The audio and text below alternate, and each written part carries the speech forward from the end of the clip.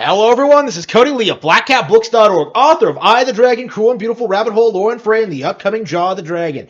And, of course, I have just finished Fire Emblem Engage. After a full 8 days of playing, I finally got through everything, got through all 26 chapters. The credits are rolling right now. What did I think of it? Well, this is the best game of the year so far. But of course, it's January. I'm sure like Tears of the Kingdom is going to be better. Octopath Traveler 2 might be better. There are Pikmin 4 is coming out. Like there's all these games that I expect, that I anticipate to be better than this. But at the end of the day, I had an absolute ball going through this.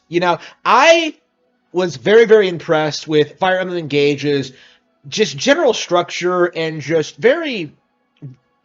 Its design is very reminiscent of Fire Emblem Awakening. It doesn't take itself as seriously as Three Houses. It's a lot more lighthearted in tone, and a lot of people are complaining about that, but I personally find it very, very refreshing after Three Houses. And of course, I deeply love Three Houses, but after like 2.5 playthroughs, I think I am about ready to try something a little bit different. And Engage delivered that in spades. This is, rather than being simply like the next step forward in the Fire Emblem franchise, is an anniversary title that celebrates the entire lasting legacy of this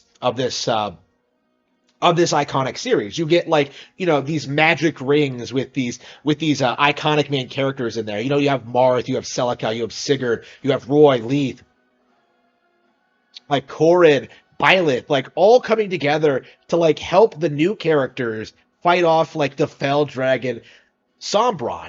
It's a very basic, straightforward, good versus evil story, as opposed to like Three Houses is like Three Houses extremely morally gray narrative involving like several different characters that were evil, insane, or both. This one is a lot more black and white in nature, and it feels a lot more like a traditional FE game. It's not so much about the story, like the characters aren't all that interesting, it's not fleshed out, it's not super complex, but at the same time, like, the world is so warm and so inviting, and like the characters are so bright and colorful. You can't help but get invested in like what's going on. Like I've been critical of like Fire Emblem stories in like the recent past. I don't think we've gotten like a really good, legitimately good Fire Emblem plot since Awakening. I love Three Houses, but like the way I describe Three Houses is that the lore is good, but the actual plot is just garbage. Engage is attempting to recreate like the Awakening feel, but it doesn't quite reach those heights. The gameplay, although it's stellar, it just, with the supports not being as compelling and like the characters not being as, being as much fun as Awakenings, like it all just falls a little bit short of Awakening. But Awakening is one of my favorite games of all time. Like saying Engage isn't as good as Awakening, the second best game in the franchise, is like, that is a very high bar. When I compare like Engage to like the recent Fire Emblem games, when I compare it to Fates and it's like batshit insanely terrible narrative, when I compare it to Three Houses and like how bloated and convoluted it got, like 50 hours for a typical playthrough, I think it was for my first playthrough. It was 30 hours for my first playthrough. Like 30 hours for a Fire Emblem game is ridiculous.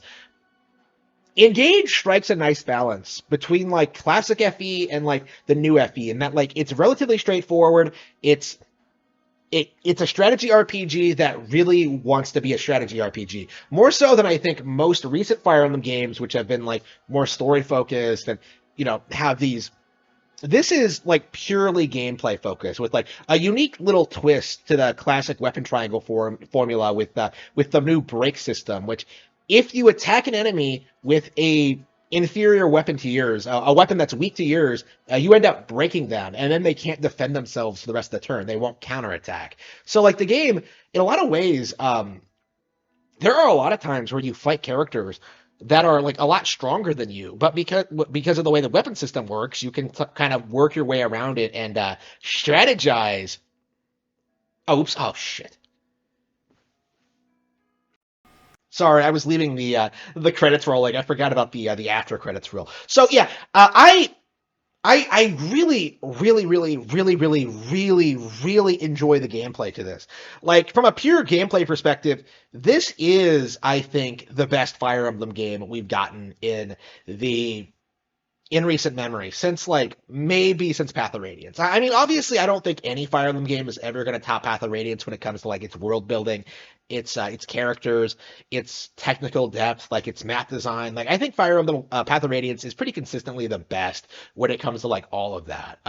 But that's like an enthusiast opinion, you know. Like plenty of people prefer Awakening, plenty of people like really like the older Fire Emblems. It's just my personal take that Path of Radiance is like the peak of the franchise. That's like what I want a Fire Emblem game to be.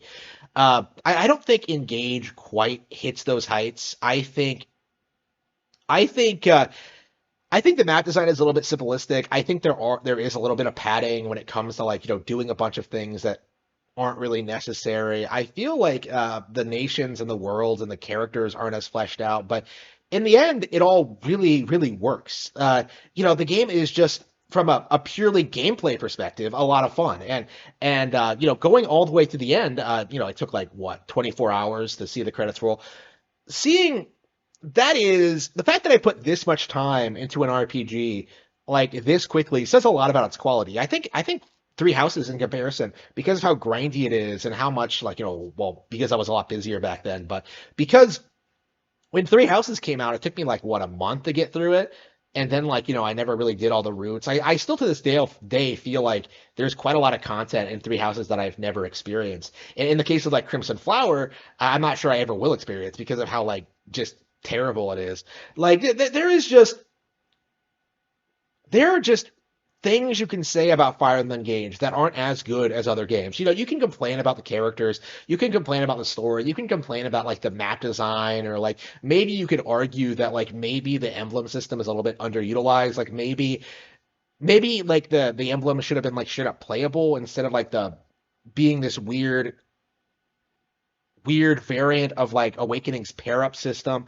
Like maybe they could have like made done some more with like the emblems and like their histories and stuff like that. But at the end of the day, you get faithful recreations of like iconic maps from these older Fire Emblem games. You get some really good, interesting character callbacks and like references. You get a lot of stuff. Like if you've been fanatically playing these games for, let's see, 20 years, like I have, like you end up just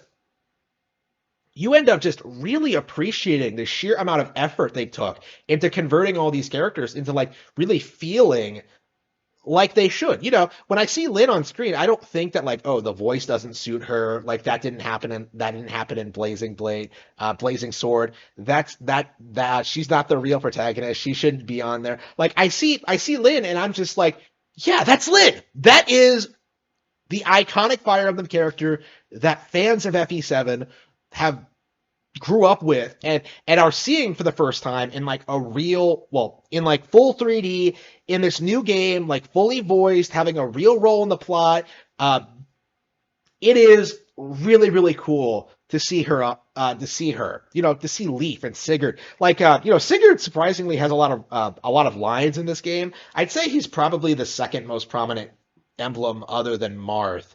And I think that's probably because they're planning like the Fire Emblem 4 remake, and they want fans to like to know who Sigurd is by the time they release the game. And I'm really wondering how people are gonna respond when we get Fire Emblem 4 and we finally get to see like Sigurd going through that plot twist, the one that I've never played Fire Emblem 4, but I know about it, and like supposedly it's one of the most brutal and dark things to happen in any Fire Emblem game ever. So going from Engage to that is going to be a big experience for a lot of people who aren't aware of like what actually happens in Fire Emblem 4. And I'm really curious. Like, we're at the point now where we're getting a Fire Emblem game about once a year. Last year we got like Three Hopes. 2019 we got like Three Houses. I don't think we got anything 21. No, I think in 2021 we got the re-release of Shadow Dragon, right? So like, yeah, we've been getting like a lot of Fire Emblem games over the past couple of years.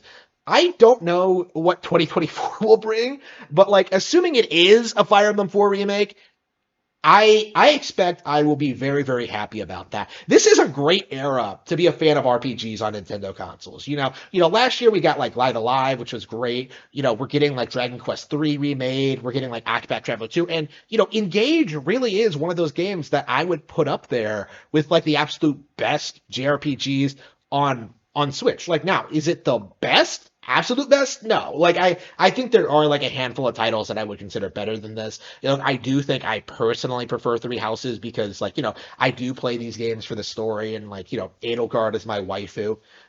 And like there is a lot of things my personal preferences lean more towards Three Houses. However, that does not discount the fact that Engage is a great game in its own right. I'm glad it exists. I'm glad people get to play it. I'm glad people like can get a taste for what the wider Fire Emblem world is like and really start to understand just that there are a lot more characters than Mark, Ike, and Roy. Okay, there are a lot more characters that like a lot of people, general audiences, people who are more familiar with Awakening, don't really know all that much about. And I think Fire Emblem, going forward, is going to get bigger and more successful. This IP has not even come close to reaching its potential, and I cannot wait to see where it goes from here.